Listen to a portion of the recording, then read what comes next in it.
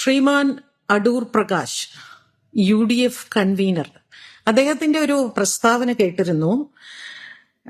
അതിജീവിതയുടെ കേസിന് സർക്കാർ അപ്പീൽ പോകുന്നത് സർക്കാരിന് വേറെ പണിയില്ലാത്തത് കൊണ്ടാണ് എന്ന്. സാറേ, ഇത് തന്നെയാണ് സാറേ സർക്കാർ ചെയ്യേണ്ടത്. ഒരു അതിജീവിതയ്ക്കൊപ്പം പോവുക എന്നുള്ളത് ഒരു സർക്കാരിന്റെ കടമയാണ്. സർക്കാർ അങ്ങനെ തന്നെയാണ് പ്രവർത്തിക്കേണ്ടത്.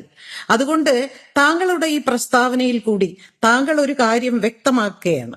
അതായത്, ഞങ്ങളുടെ പാർട്ടി ഭരണത്തിൽ വന്നാൽ ഞങ്ങൾ ഒരിക്കലും അതിജീവിതമാരോടൊപ്പം നിൽക്കില്ല, ഞങ്ങൾ വേട്ടക്കാരോടൊപ്പം മാത്രമേ നിൽക്കുള്ളൂ എന്ന് താങ്കൾ ഉറപ്പിച്ചു പറയുകയാണ്.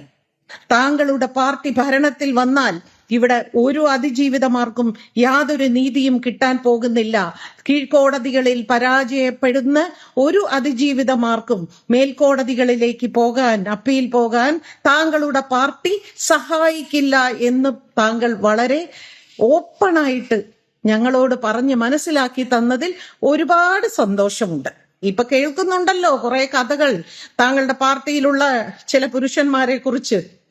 അവിടെയുള്ള ചില സ്ത്രീകളുണ്ടല്ലോ, അതായത് ഞങ്ങളൊക്കെ ശക്തരായ സ്ത്രീകൾ എന്ന് വിശ്വസിക്കുന്ന ഉമാ തോമസ്, KK രമ, ഷാനിമോൾ ഉസ്മാൻ, ഇങ്ങനെയുള്ള പല സ്ത്രീകളുണ്ട്. അവരെല്ലാവരും അറിഞ്ഞിരിക്കണം, നിങ്ങളെല്ലാവരും അറിഞ്ഞിരിക്കണം നിങ്ങളുടെ പാർട്ടിയിലെ കൺവീനറുടെ ഈ അഭിപ്രായം.